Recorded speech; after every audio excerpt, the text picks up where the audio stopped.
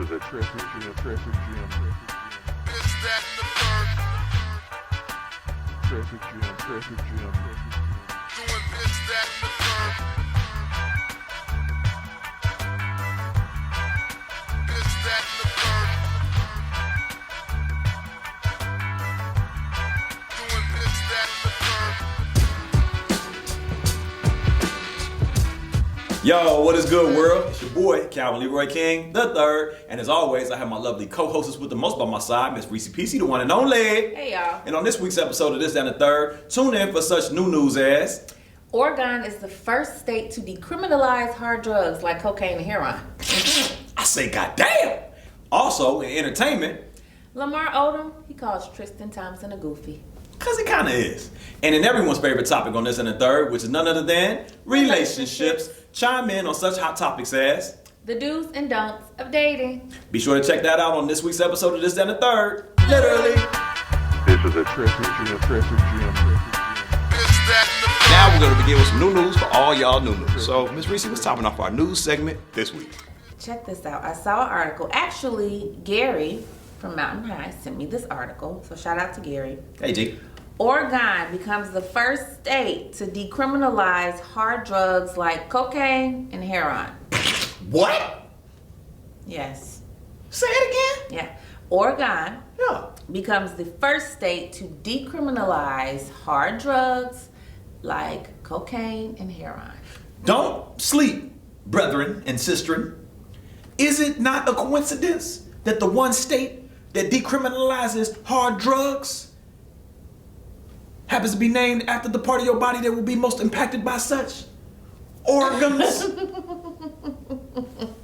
Stay woke. Look, he got his back to King. Oh, you're lucky I ain't bring my script. You're lucky I ain't bring my script, because that was a push-up moment right there. Stay woke. No, so apparently this was on the agenda prior to the pandemic happening, right? These drug measures were among 120 different proposed state laws and constitutional amendments that were on the ballots for 32 states. But Oregon is just the first state to do this. So it's coming in the air Now, tonight. Oregon also has so much weed they don't know what to do with. And the issue is they can't, move it across state lines. Yeah, you gotta eat it. It's like a Make green beds out of it. mile up Yeah. there. So That's literally the Green Mile. I don't know, man. I just feel like if I'm in jail for something that now is legal, let me out. Yeah. Whether we're in the 20s and it was prohibition and liquor was illegal, whether it's,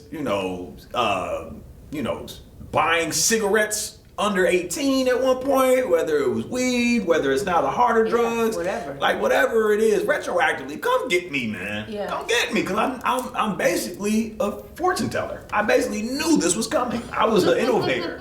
I should be rewarded, actually. But niggas will still sit in jail behind crimes that are now no longer crimes. that part. But then people who committed crimes that are now crimes see no justice served. I.e. slave masters. What else we got no. So to end up this drug talk, right? On Vice the other day. So in San Bernardino, California.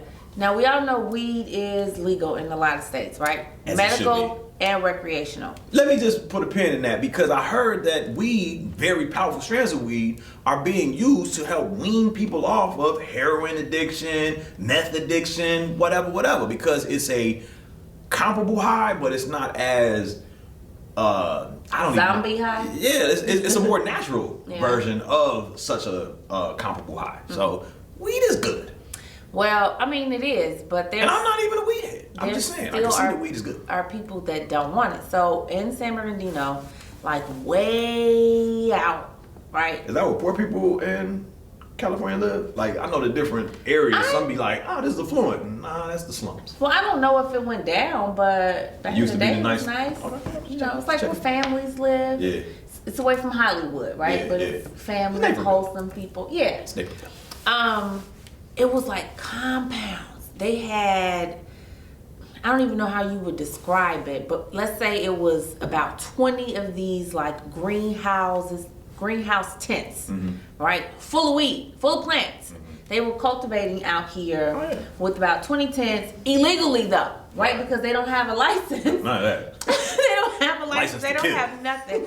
So you have these sheriffs who every day they go and, you know, if they get word of property, like a neighbor has to complain, all these water trucks are coming out here, that kind of thing. They're irrigating the land.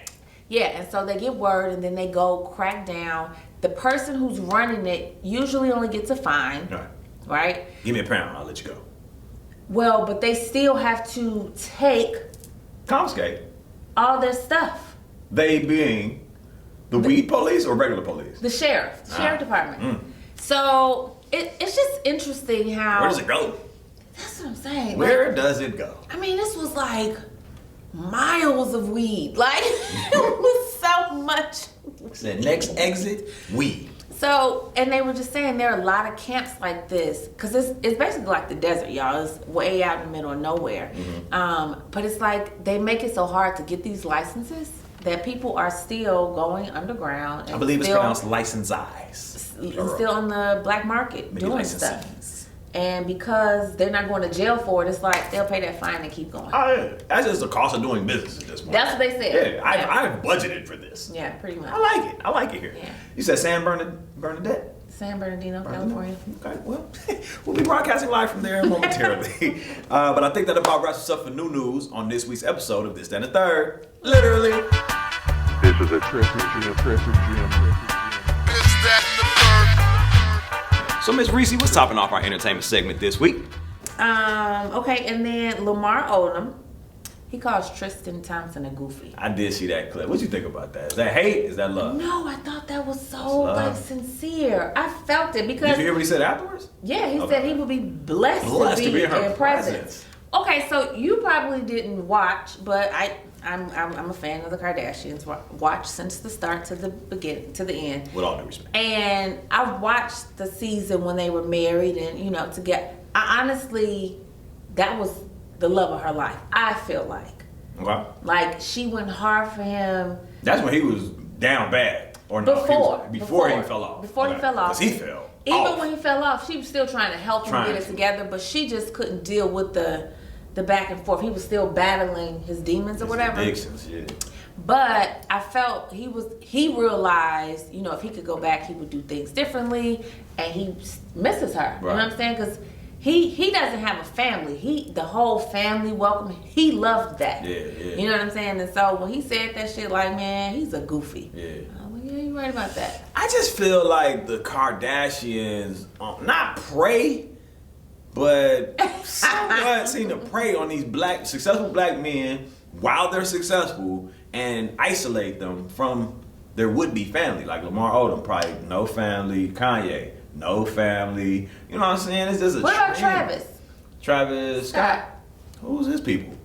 You know what I'm saying? Like, I'm not gonna say he doesn't have a family, but where are they? You know what I'm saying? Like, I don't know, man. And then something bad always seems to happen to the people that are associated with the Kardashians, man. Like, look at Lamar Odom. Look at Travis Scott's recent interactions at the concerts. Look at Kanye. But I will say this: he got the fat ass this white woman next to Kim Kardashian in Julia Fox. Have you seen that they trending now? You know who that is? No. So have you seen this movie called Uncut Gems? No. By Adam Sandler. He's a star with Kevin Garnett's in it. She was the girlfriend, little side piece that to Adam Sandler in that movie. And if you notice, Adam Sandler stayed with one. In every movie, he be having Selma Hayek.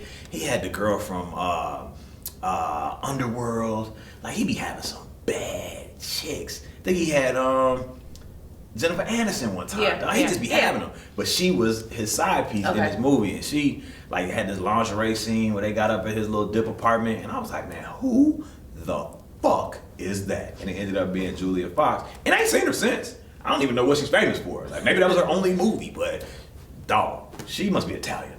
But nevertheless, they supposedly, you know, rocking or whatever. That seemed like a clip. I think Evan Ross posted. It was Evan Ross shooting it, so he was obviously there.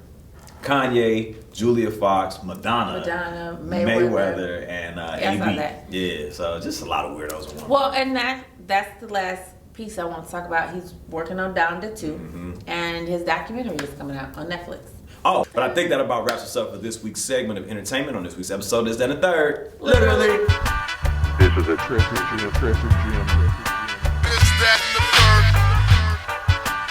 third. Now, for everyone's favorite topic on this and the third, and that's none other than relationships. So, Miss Reese, what's topping off our relationship segment this week? How can I help?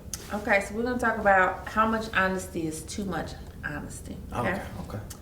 When you're dating someone and it hasn't been clear that we're exclusive, right? So we're just hanging out, having a good time, but you know, time is passing. Right.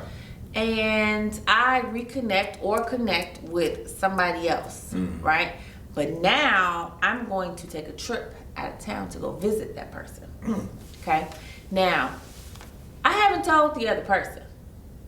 The one that you recently started seeing. Or the one that I've That been you're going to seeing. see.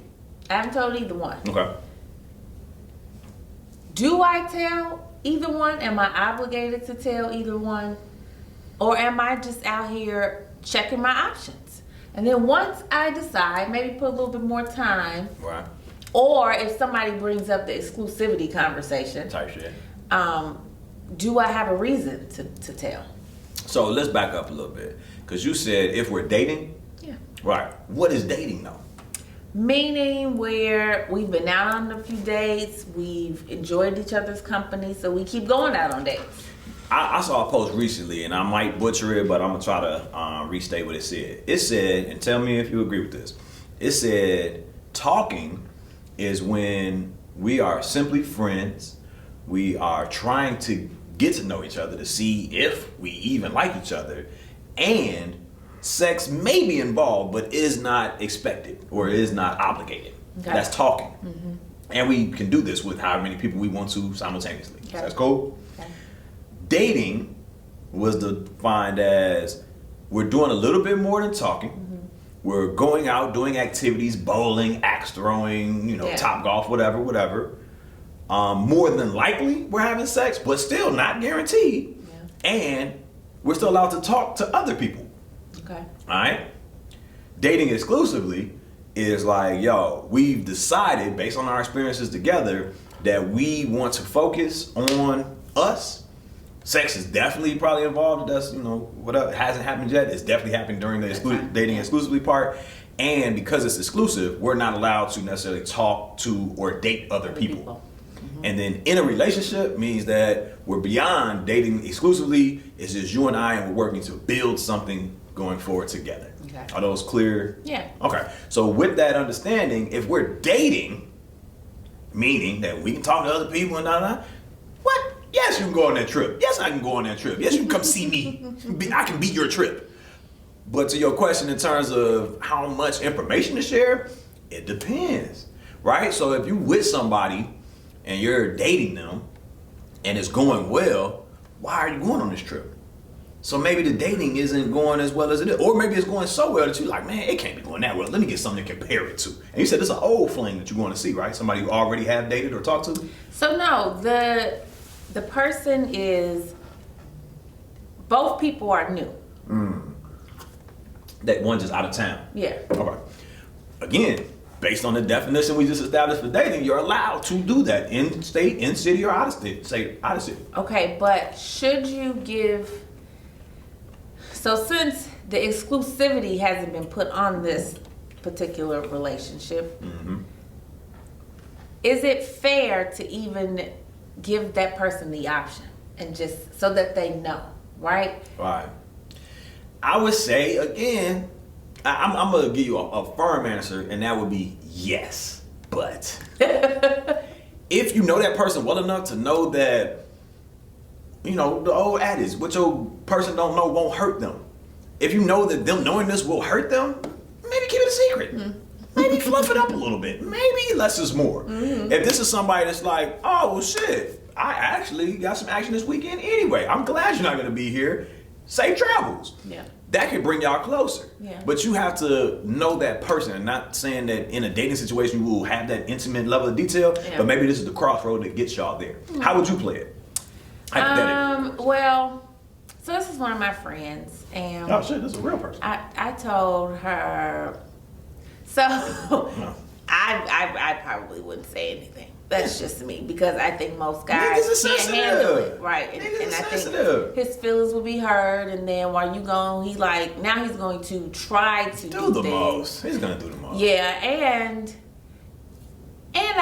when I found out she's not going to be at a hotel, she's going to be at his house. His residence. His place of residence. Oh, you need to be going to some type of conference. Yeah. Because You need he don't that need to be receipt, like yeah. FaceTiming your ass all day, every day. You need some type of scapegoat. Like, I'm actually not going to be available from 12 to 12. Right, something. Daily. So we just trying to keep y'all abreast on the latest happenings in the relationship segment, man, and let y'all know the do's and don'ts of dating. We're talking. We're dating exclusively, or everyone's favorite topic on this in the third, relationships. But I think that about wraps us up for this week's segment of relationships. On this week's episode is in the third, Literally. Thanks for tuning in and turning up with us. As always, tell a friend to tell a friend. Check us out on all social media platforms by searching this, that, and the third, with the third spell I, like the Roman numeral 3. Once again, it's been a pleasure serving as your host. It's your boy, Calvin Leroy King the third. My lovely co-host with the most, Miss Reese PC, the one and only. And we are the undisputed king and queen of Chicago podcast. Check us out. This is a traffic jam. Traffic jam. It's that in the third. Traffic jam. Traffic jam.